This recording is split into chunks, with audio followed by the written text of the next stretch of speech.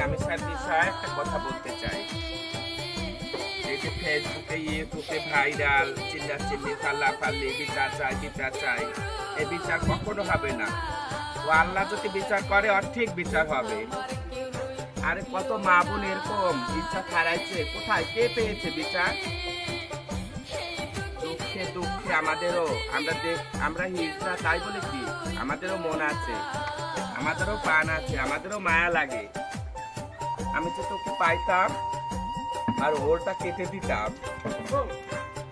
হ্যাঁ, এরকম অনেক মায়েরা দর্শন হইতে আছে, কোনো বিচার এই বাংলাদেশে হয়নি।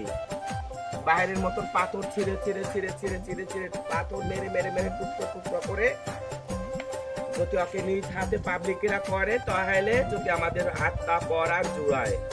এই বাংলাদেশে কত মায়েরা দর্শন হইতে আছে, কোনো বিচার নাই, কোনো বিচার নাই। জোর যার মুলুক তার। কত মায়েরা কাঁদছে, ঘুম হচ্ছে না, কত মায়েরা হাহাকার করছে। কেন? যার সন্তান সে বোঝে। আমরা তো এক মায়ের সন্তান। সামিয়ার জন্য আমরা দোয়া রাখি, ও জানে বিচার পায়। হাই গায়েস, বেশি কিছু বলতে চাই না। ওর বিচার জানে আল্লাহ করে। হাই, ভালো থাকবেন।